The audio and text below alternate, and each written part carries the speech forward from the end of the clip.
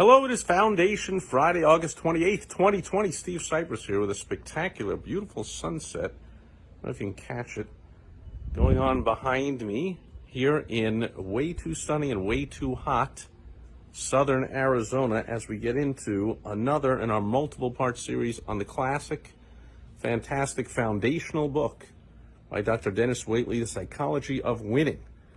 We are going to finish up today with the second quality of a total winner, positive self-esteem. So let's pick up where we left off last time. A number of ways to develop positive self-esteem, according to Dr. Waitley. So he says confidence is built upon the experience of success.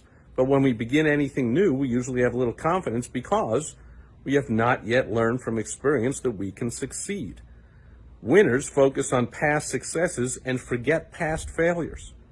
They use errors and mistakes as a way to learning, then they dismiss them from their minds. You hear that a lot in sports. The Deion Sanders, I remember, Hall of Fame defensive back in football, was fond of saying, I remember once there was an interview, it was the second time in the year they were playing a certain team, and the last time the receiver on that team had burned him for like 2 or 3 touchdowns or something, and they were like, so what are you going to do this time? And he was like, what? That didn't happen. And they were like, well, yeah, last time this receiver that you're up against, again, a few weeks ago, he burned you for a couple of big touchdowns. He was like, I don't remember that. So whether or not he was just kind of playing to the camera and letting the reporter know that winners don't focus on the past failures. They let them go.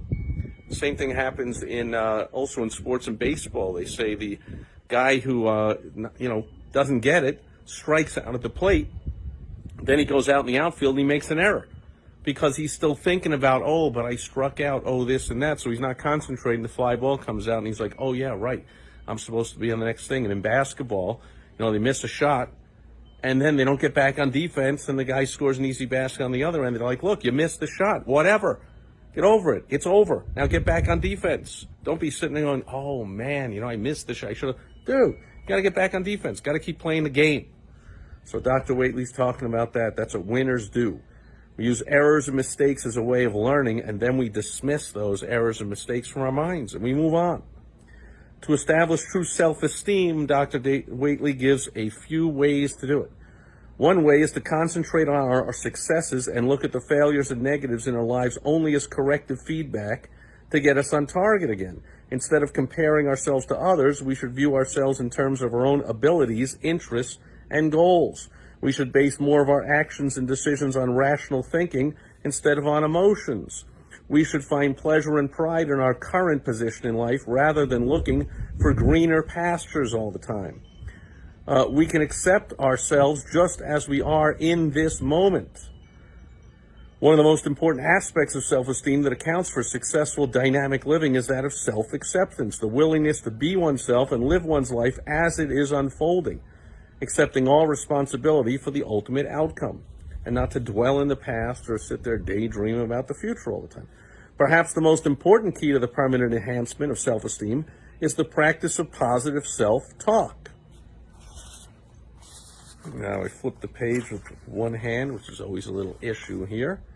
Moving on to finish up, winners rarely put ourselves down in actions or in words, while losers fall into the trap of saying things like, I can't, I'm a klutz, I tried, I wish, yeah, but, I shoulda, I coulda, I mighta.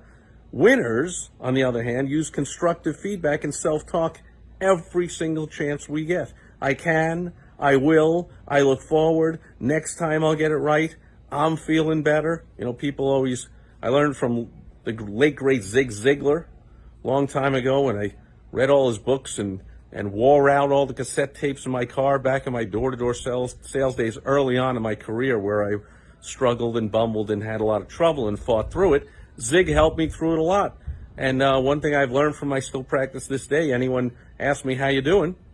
I don't see things like, well, under the circumstance, or, pretty good, I guess, but none of that stuff. I always say something ridiculous like, I'm feeling absolutely, unbelievably, spectacularly fantastic, thank you.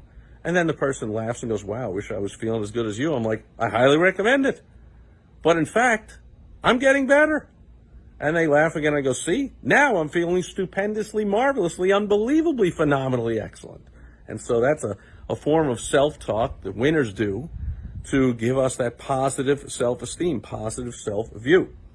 Winners, one good indicator of an individual's opinion of him or herself is the way we can accept a compliment. It's incredible how low achievers belittle and demean themselves when others try to pay them value. Saying ridiculous things like, oh, yeah, I guess I was just lucky, or, sheesh, yeah, no, not really, if someone gives them a compliment, where the winners in life accept compliments by simply saying, thank you. Almost without exception, the real winner, whether we speak of sports, business, or any other activity of life, has accepted his or her own uniqueness, feels comfortable with his or her own image, and is willing that others know and accept him or her just as we are. And finally, winners are aware of our potential. We like who we are. Since we have a deep feeling of our own self-worth, we're eager to love others as we do ourselves. Positive self-esteem, one of the most important qualities of a winner. Dr. Dennis Waitley concludes the chapter by telling us to talk yourself up. There is no time to lose. And that concludes the second quality of a total winner, according to Dr. Dennis Waitley in the book, The Psychology of Winning. Positive self-esteem. I wish that on you every single moment of every single day, including this beautiful moment with this spectacular sunset going on behind me. And that'll do it for Foundation Friday. I will catch you back here again tomorrow on social media Saturday. Over and out. Bye-bye.